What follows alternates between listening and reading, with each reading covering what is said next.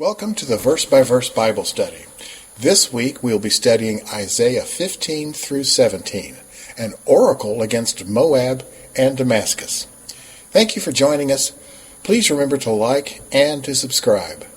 Okay, remember Isaiah was given a warning to the people of Israel, and they were they're not following what he says anyway, but they were being told what was going to happen to them. Now he's going through, and we've started going through, and he's given the warnings to the other nations around there of what's going to happen to them also.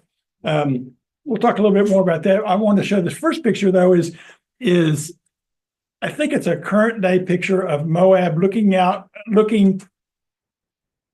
west across the Dead Sea. That's where it's located. I'll see in the next slide here. We got another picture.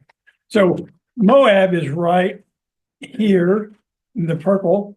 Okay, south of it is Edom, and north of it is Ammon. So I just show you where everything was associated and kind of in that place.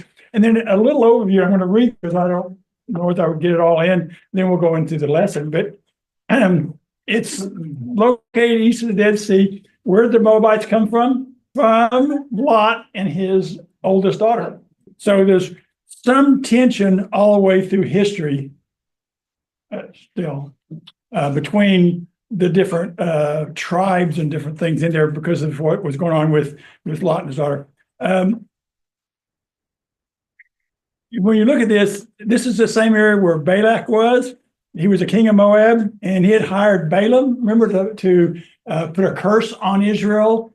There's been, this is also an area where Ruth came from. She traveled between there. In Ahab's day, Moab's king Mesha paid a tribute to him, but afterwards, Ahab's death, Mesha was one of the kings there, and he paid a tribute, and it's really in sheep. I think it's like 100,000 sheep that he gave them every year. But after he died, they said, "Hey, I'm not going to do this. We're not going to do this anymore." And they kind of had started having contentious things between there. There's big revolts going on. There's a Moabite stone, which I forgot to get a picture of, in Paris in the Louvre that describes a lot of this. So besides being in the Bible, there's like 34 lines of Moabic writings. It's just nearly like Hebrew writings, and they've just in 1868 a German missionary figured out how to read these at 34 lines, and it told about all what was going on, the same as the Bible did. So it's kind of interesting that you don't have to have these kind of things, but it sure is fun. It sure is fun. Lot was Abraham's nephew, and God told Abraham to take their land, not to take their land. When David was pursued by Saul, he entrusted the king of Moab to protect his mom and dad, which I didn't realize that. So let's go on. Somebody read 15 verse 1 to start it out. A prophecy against Moab, as in Moab is ruined, destroyed in a night. And Moab is ruined, destroyed in a night. Yeah. The repetition of in the night suggests that what happened was very sudden and unexpected, kind of like the thief in the night comment throughout the Bible. And Mesha, was the king of Moab, boasts of nighttime attacks against Nebo earlier on, and which he killed an entire population of Nebo. He destroyed everybody. And this may be an echo of these events coming back when when the Israelites came in, the Canaanites had to run for it. Now the Israelites are having to run for it because remember, Assyria is attacking Syria and Israel, who combined together, and they're trying to attack them and wipe them out. So now, what was the Canaanites running? Now the Israelites are running. Foretelling also about the later on in the second half of the tribulation, where the Jews will be running. When I said run, these two towns that he talks about, right, and Kir, they're about 25 miles apart. And I was going to show the reason I'm showing you this is they think where AR was. Okay, this is where that town was. It's very, that whole part of the world is very desertly and rocky and just a miserable place. So now I'm read verses 2-9 and 15. Edom goes up to its temple, to its high places to weep. Moab wails over Nebo and Medeba. Every head is shaved and every beard cut off. In the streets they wear sackcloth, on the roofs and in the public squares they all wail, prostrate and weeping. Heshbon and Elah cry out. Their voices are heard all the way to Jahaz. Therefore, the armed men of Moab cry out, their hearts are faint. My heart cries out over Moab. Her fugitives flee as far as Zoar, as far as Eglath-Shelisha. They go up the hill to Luhith, weeping as they go. On the road to Horonium, they lament their destruction. The waters of Nimrin are dried up, and the grass is withered. The vegetation is gone, and nothing green is left. So the wealth they have acquired and stored up, they carry away over the ravine to the poplars. Their outcry echoes along the border of Moab. Their wailing reaches as far as Eglam, their lamentation as far as Beer and Elim. The waters of Demon are full of blood, but I will bring still more upon Elim.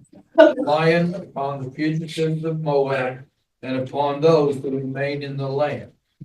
Okay, so we're talking about a number of different things. First, in verses 2, the devastation exposes the impotency of their false religions. Why? Dibon is on top of a hill, and that's where their gods were located. And so they were going to their gods, help us, the bad guys are coming to get us. And they're going, well, that's not going to help you. These guys don't exist. Okay. But that's where they went to ask for their protection. They were weeping and wailing up there all the time. And in verses 2-4, it says the people were lament. We're going to see the word lament like 14 or 15 times throughout this, 2-3 chapters rather. And it's the worldly sorrow that they're expressing over the sin's consequences, but there's no real genuine repentance. We're talking, this kind of flows in and out, all three of these chapters, from Moab, talking about Israel. He'll be talking about Israel, he'll be talking about Moab, and then he talks about Damascus and Syria later on. But then also he's talking about right then, 3 years from there, and at the end times. And it's very difficult to follow which one. I may not get them all exactly right, which ones. I'll try to point out the ones for the millennium, but the rest of the time he's telling them what's going to be happening. Okay. And this is where Isaiah is writing it, and Isaiah saying things and God saying things. Okay. It's not so easy. He said, I have, for the last week, preparing for this. No, it's been like 3 weeks getting ready. That's what I could not figure out which way to go with it. But, and one of the commentators said something, because there's all these names in here. You go, everything's important in the Bible. Why all these names are important? Well, I think what one of the commentators said was good was he's heaping names and characteristics upon all this.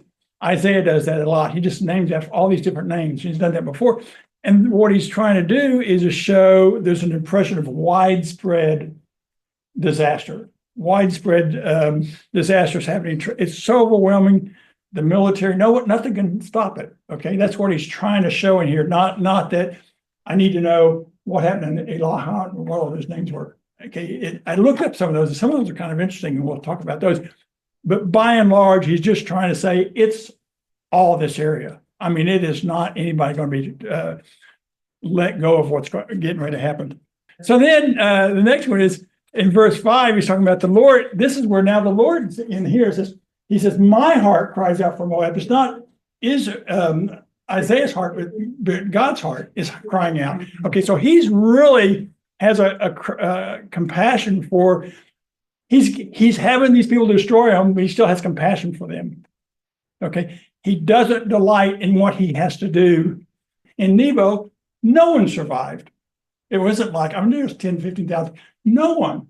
Okay, so what we see is like an affront to us, but that's because we've lived in different times than these people lived in. And this has happened. There's nothing new under the sun because there's nothing new under the sun. Okay, we just now are beginning to be a part of what's going on and realizing it. And if you don't study the Bible, how would you ever know that it's even connected with what's going on with God? You wouldn't. You wouldn't know that. Okay, so it really opens up, in my mind, a world of what, there's a plan A. It's good to participate, but it's good to know what plan A or just to follow plan A. We don't know the exactness of what's going on, but we know that it's happening his way. We go, ooh. And maybe that's not how I would have done it, but that's how he's doing it. So we can't be, upset, but we can't be judgmental about who's doing what and why they're doing it, because if it's in God's plan, it's in God's plan to stay out of the way. Okay, or participate in it. Okay, off my course. Then also, the thing in there with the one town was Zoar. Does anybody know what happened in Zoar? Huh? That's where Lot and his daughters went right after after Sodom and Gomorrah. Then they went up in the hills and in the caves where they got him drunk and had sex with him. That's what. So Zoar is kind of important for the start of all this stuff, which is kind of interesting. That one came up. Then in verses, the next one is the devastation reaches throughout the land. The fleeing fugitives have no rest. That's what he's describing here. They're running, they're weeping, they're running. Get me out of here, all that kind of stuff. It's a long list of what touches the heart of God who weeps as he smites. God's destroying, but he also has a compassion for it. Grief of the judge of all the earth is the one striking, has two striking truths of this comment or whatever he's talking about in here. The other is total loss and suffering arising from the single sin of pride. We're going to talk about the pride that Moab is being destroyed because of their pride. So first of all, their plight is they're in a run, and their reason is going to be the pride. But the other thing is, because of all this, the Moabites are going to be totally demoralized because of all the onslaught coming on. They can't stop it. They can't stop it. Okay, there's some parts of the world right now that are in these things, and people feel helpless to be able to stop it. And it's because it's probably God's plan.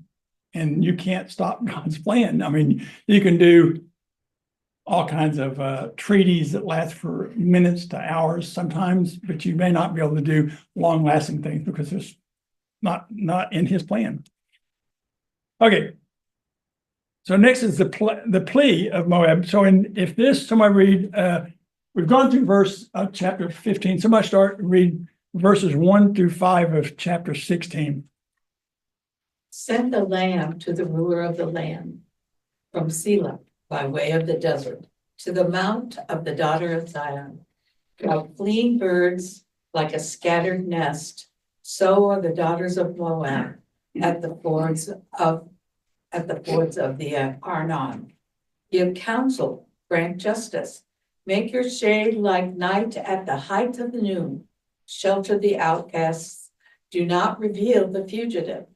Let the outcasts of Moab sojourn among you. Be a shelter to them from the destroyer. When the oppressor is no more, and destruction has ceased, and he who tramples underfoot has vanished from the land, then a throne will be established in steadfast love, and on it will sit in faithfulness in the tent of David, one who judges and seeks justice and is swift to do righteousness. So now what he's talking about here in the first verse, talking about send the true lamb to the ruler of the land. Well, they used to send it up to Samaria. Now they're sending it to. They realize that God is the one. And so it's in Jerusalem. They're sending the lamb. They were in Misha, the king was used to sending the 1,000 lambs and the wool of 1,000 rams every year. That was what he was sending as a tribute. They're saying now that we're being overrun, they're sending it to Jerusalem to try to say, hey, we need help. And then it says they from Selah. You know what that is? Singing. It's an instruction Selah? from Psalms. Singing. Well, and here it's also the other name for Petra, the rock city. Interesting. That's where, remember, during the end times, during the last 3.5 years, that's where they go, because they have to go someplace that is safe and defensible. There's a very narrow point you can get into that, and there's a whole city in there. That's where the remnant goes. It's big enough to handle a small remnant. So it's when he talks about remnants, a lot of times, I don't know how small it gets, but I think it gets pretty small at times.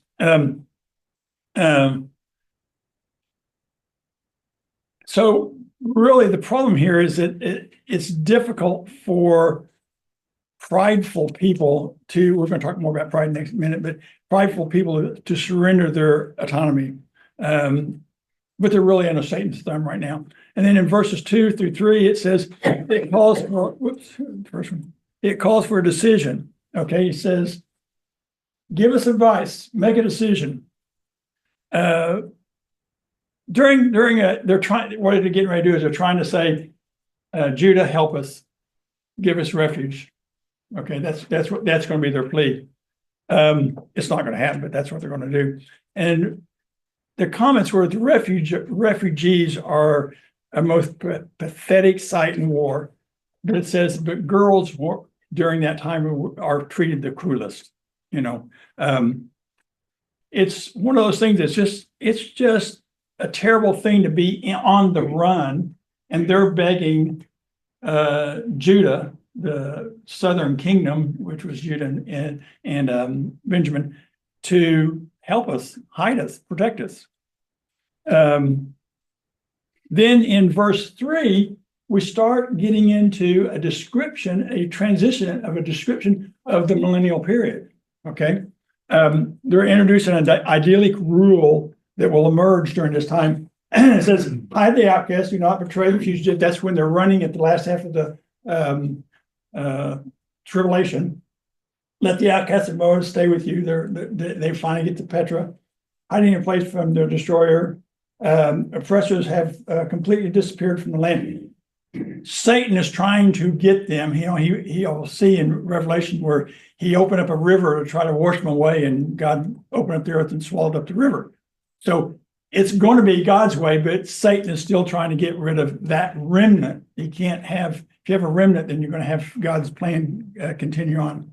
Then in verse 5, he's talking about the millennium. Okay, a throne will even be established in loving kindness. That's the only place there's ever going to be a throne that is in loving kindness is during the millennium period, and justice and righteousness. That's not going to be in history until the millennial period, was when all that will happen. There will be judging in faithfulness and righteousness. There will be a coming from the tent of David. This is talking about the millennial reign. One of the things that's interesting is that they're talking about a ruling in authority. Well, if everything's perfect in the millennium, you wouldn't have to rule in authority. So it's not perfect, it's better. It's not the beginning, it's not as good as the original earth. It's not near as good as the final earth, but it's better than what we have now.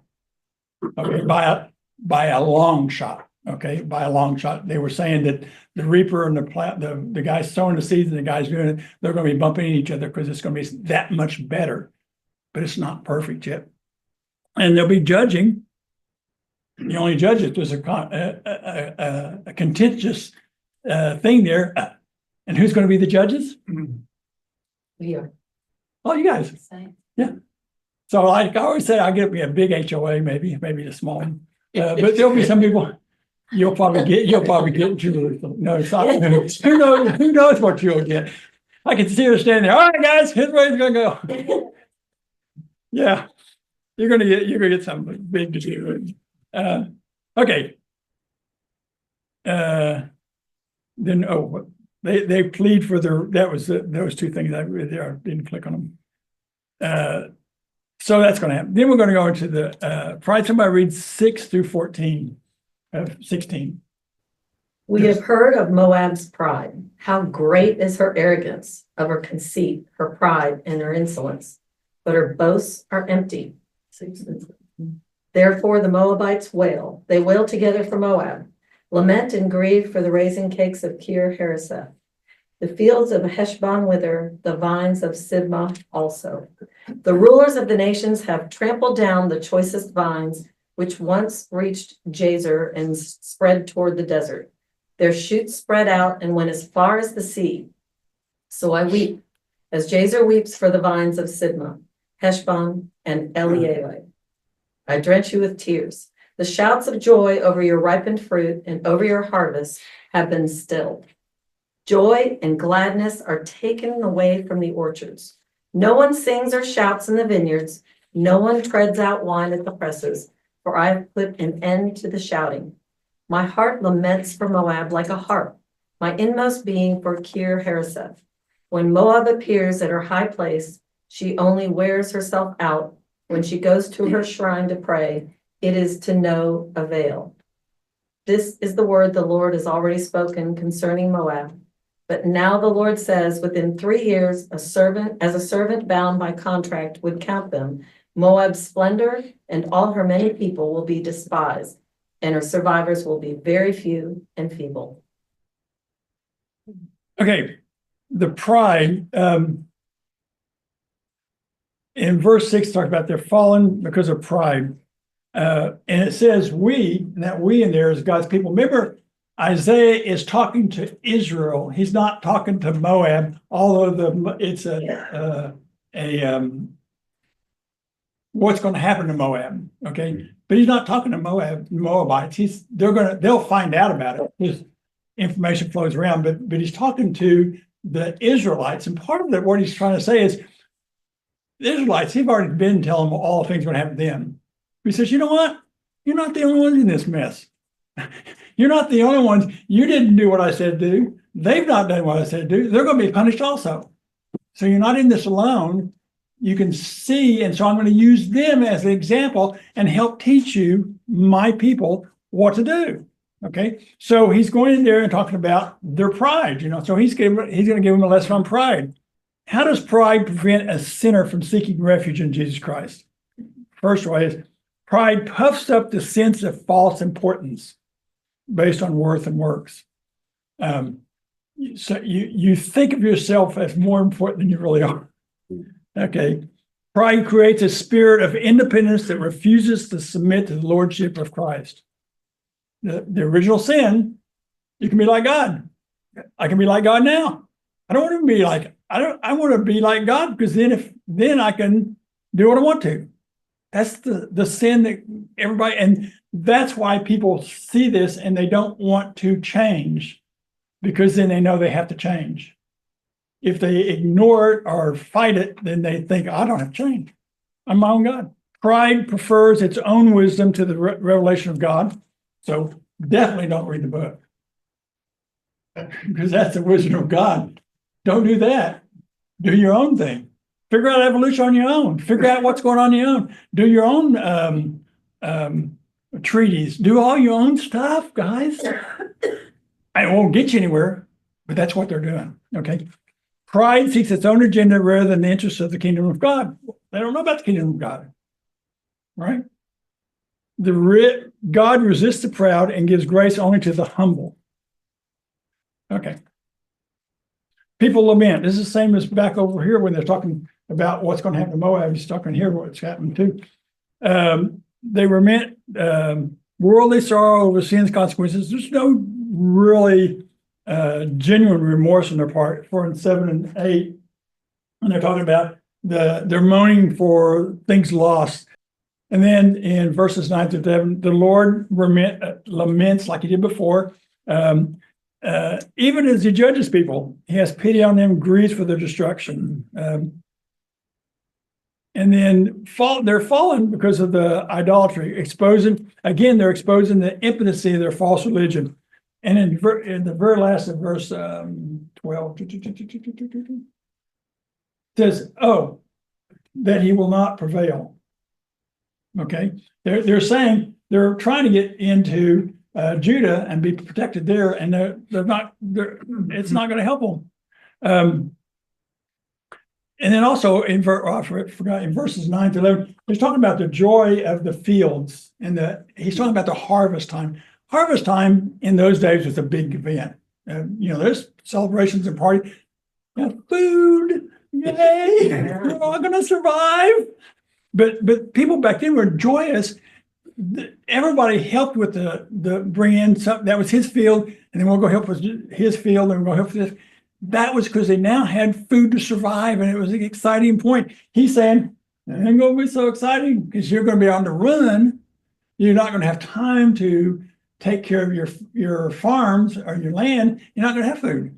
Oh, you might get hungry. Mhm. They're talking about desolation. Okay, somebody read, now he's going to talk about another pronouncement of desolation and destruction. Somebody read verses 13 and 14. These are 2 verses. This is the word the Lord has already spoken concerning Moab.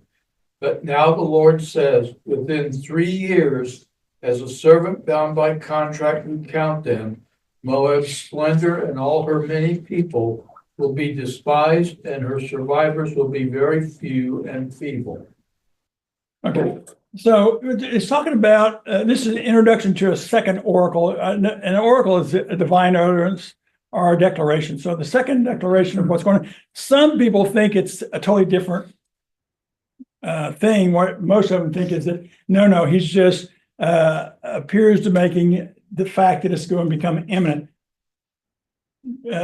Isaiah probably wrote all this down, and then he comes back with 13 and 14 and adds this last part here in the 3 years. Okay, just so the precise timing came later on. Okay, Isaiah, they think did this, but they think that he wrote that when it was time to say 3 years. Okay, so he's getting them ready to now say, now we know the exact time it's going to happen in 3 years. That's still a far prophecy off. And then it says, as a hired worker would do, right? 3 years as a hired man would count them. They're trying to show them now this is exact, okay? A hired man doesn't work 1 day past his contract. He knows when it's going to end. They're saying they know exactly when it's going to happen. 3 years from now, right now, it's going to happen, okay? And so they have that to look forward to. What they think is there's a king, Sargon of Assyria, conducted a major operation, and he was coming down against the Arabians down south of there. And as he was going, he was destroying everything in the path. Okay, it made me think that. And a little side note in Gaza, where do you think Jesus, Mary, and Joseph went when they ran from Bethlehem? Egypt. How do you think they got there? They get the Gaza Road. Yeah. Right down through that Gaza road that goes right down through the middle of Gaza. That's probably the route they took. That's very interesting. I know. You think, whoa, wait a second. So what happened here? These guys are going down through there and they're destroying everything. And that's why Moab is being destroyed, okay, by Assyria, because they're coming down through there. And in this prophecy that they're talking about is God announced the time frame for his judgment to be a warning to Moab and an invitation for a humble repentance. And you remember now, God's telling this to Isaiah, and Isaiah's telling it to the Moabites, to the Israelites, not the Moabites. But news travels, and the Israelites are saying, "Hey guys, look what our God's told us," and they're saying, "Now wait a second, your God, we actually take a tribute, the lambs, to your God because we know your God is the right God. We don't want to honor him, of course. We don't want to go that far, but we do believe he's the right God." Okay, so that's kind of, I know, duh. Well, but it's like the devils know who Jesus is. Yeah. They just don't want to honor him, and a lot of people don't know who Jesus is.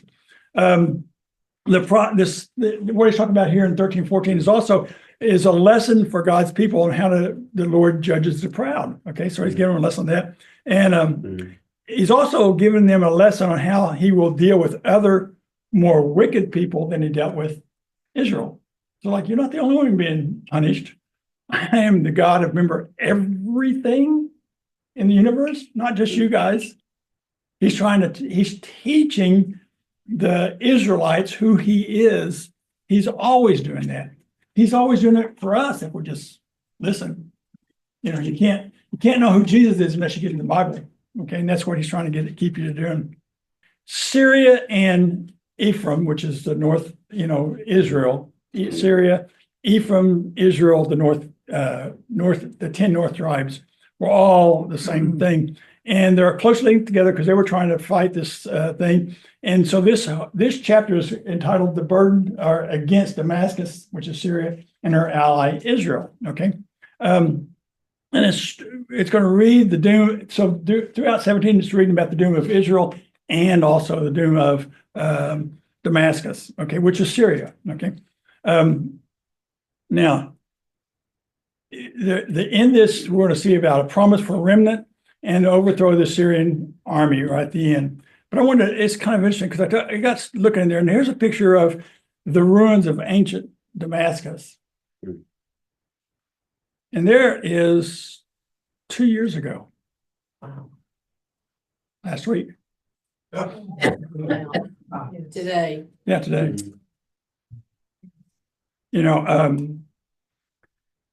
The destruction, it's that in 3 years, later on, and the final, okay, there's going to be destruction. It's just horrific. So somebody read 1 through 5 or 17. Prophecy against Damascus. See, Damascus will no longer be a city, but will become a heap of ruins. The cities of Eliar will be deserted and left to flocks, which will lie down with no one to make them afraid. Fortified city will disappear from Ephraim, and royal power from Damascus. The remnant of Aram will be like the glory of the Israelites, declares the Lord Almighty. To 5, did you say? Yes. In the glory of Jacob will fade, the fat of his body will waste away. It will be as when reapers harvest the standing grain, gathering the grain in their arms, as when someone gleans heads of grain in the valley of Rephaim. Okay, so important points here is the cities that he's talking about are now in Moab. The cities, the other cities he talked about were really actually in the country Ammon, just above it, and they were sad they lost those cities. But now the cities they're talking about are Moab cities, and they're going in there and they're saying that it's going to be so utterly destroyed that the people that used to live there would not dare go back there, and the people that destroyed it would not care about going back there because it meant nothing to them. They were just doing it because they wanted to destroy it, not because they wanted it. Okay, so it says, so the flocks can come and lie down there because no one's going to bother you. The birds of prey, if they're just coming in and stay. The glory of Jacob said about he's talking about their numbers. The Assyrians coming in, Jacob's glory was his numbers. He had a lot, like the multitude of people that God said he'd have, like the sands of the sea. And then it talks about in the valley of Rephaim. What's that? Do you want to know? That is where probably Goliath was. This is the area where the Nephilim and the there's a lot of giants mentioned in the Bible. This is the area where they're at. And it's talking about the reaper.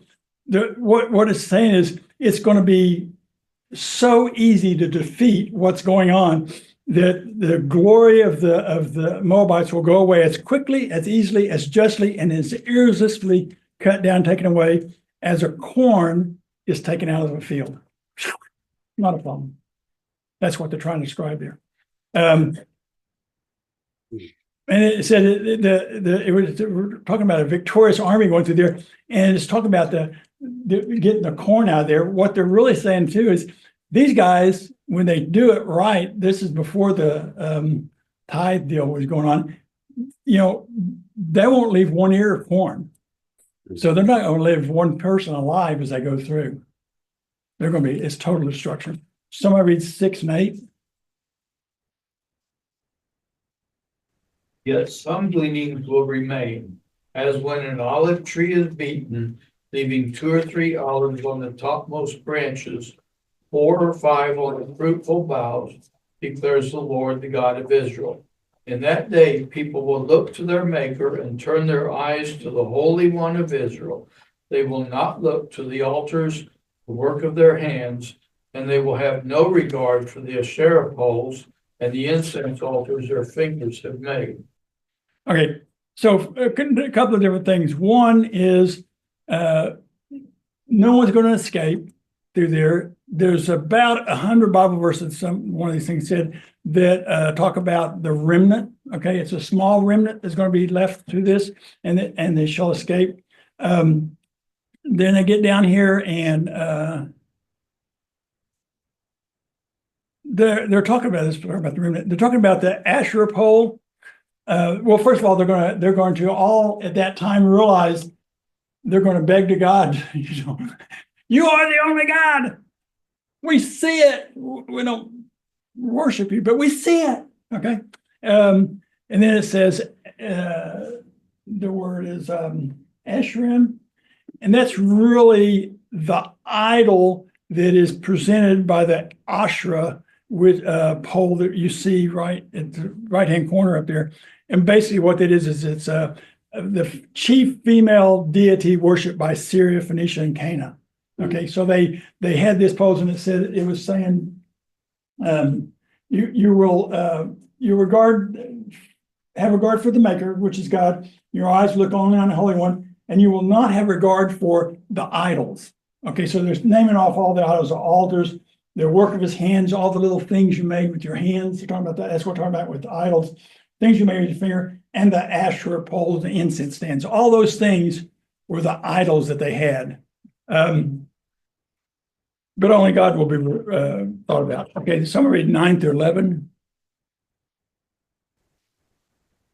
That day their strong cities, which they left because of the Israelites, will be like places abandoned to thickets and undergrowth, and all will be desolation. If you have forgotten God, your Savior, you have not remembered the rock, your fortress.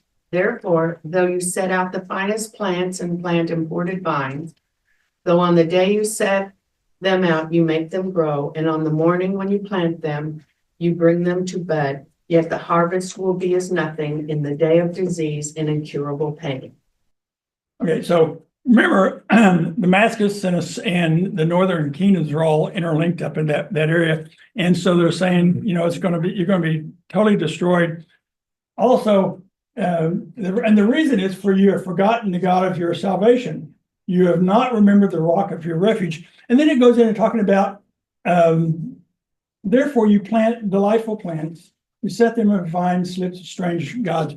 What they're saying is the people were building beautiful, beautiful gardens. That was more important than worshiping God. And they were actually importing, ooh, that's a neat deal. I got this one from XYZ. No one else has one. Look at my plant. Look how beautiful it is.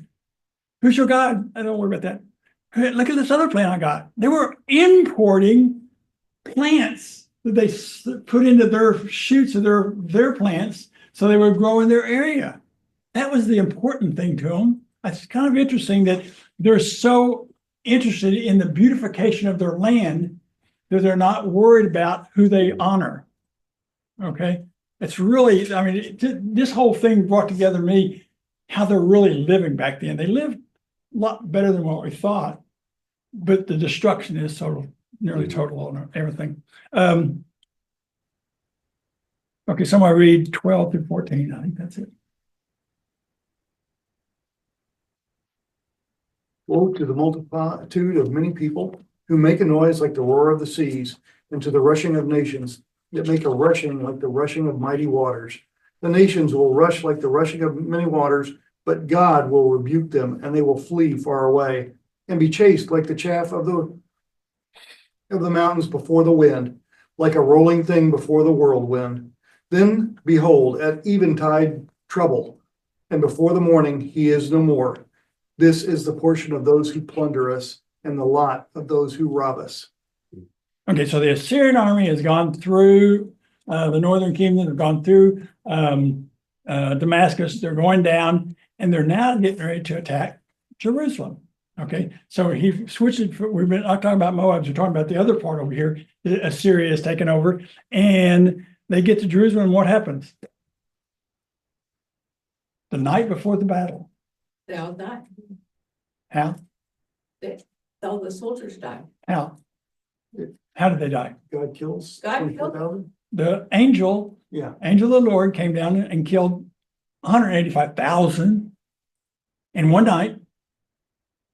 Okay, because he said, guys, that's my city. You can destroy all this other stuff. And I've used you as an instrument of destruction and punishment for my people because they weren't doing it. But you really can't take Jerusalem. Jerusalem is special to me. And so he says, okay, and everybody's concerned. He says, don't worry about it. Quit putting your faith and hope in your army and everything else. Put your faith in me. I'll take care of it. I'm gonna do it. They're outside the door. They're gonna get us tomorrow. He goes, well, let's go to bed. Maybe not. Have a nice night. I'll see you in the morning. You go out and count the dead. 185,000. Bam. Dead. They didn't know what hit them. They really didn't because they don't know God. Okay. So they didn't understand that's what's going on in the world today. They don't know what's going. Would you imagine the difference in what people would be doing today in the governments if one leader would read this? Just one of them. And maybe say, wait a second, guys, let me tell you something. I think it's going to happen. This, but we don't want to do it. Okay, let's come takeaways. God through Isaiah was letting the Israelites know that all the kingdoms were coming to be destroyed, would eventually be destroyed. So all those ones that are coming to destroy Israel are going to be destroyed themselves. Don't mess with God's people. That's never a good plan. That's a plan that the rest of the world really ought to be paying attention to now, and they're not. All destruction and killing happening in the world today is only a small portion of what's going. We think of all this total desolation, how much everything's being wiped out in Gaza and all these different places, and all these different places, but nothing compared to what's going to happen. It's just nothing. And you got to be wondering, are we telling the Moabites and Israelites enough about what's going to happen? Well, they'll go, The only way to prevent being a part of all this is the rapture. The only way to be a part of the rapture is to be a Christian. The only way to be a Christian is for somebody to tell you about this and for you to believe it. The only way for that to happen is for somebody to study it and decide they want to do that. The only way for that to happen is for somebody to tell them about it. Right? It's just chain, pull the thread through the whole thing. That's what's going on. Trust that God's plan is being executed exactly as planned. He's all-knowing and compassionate. Let him take care of the big events and thankful that we're not involved now. Yeah. Yeah. I mean, we don't know the total story. We may be involved later. But if we are, what should we do? Tell more people faster. Yeah. Because Stand up for God. stand up because it's gonna happen sooner if it gets to that point. Not, we're all gonna die. Yeah, we're gonna die, but look how it's gonna happen, guys. It's exciting. Exciting stuff.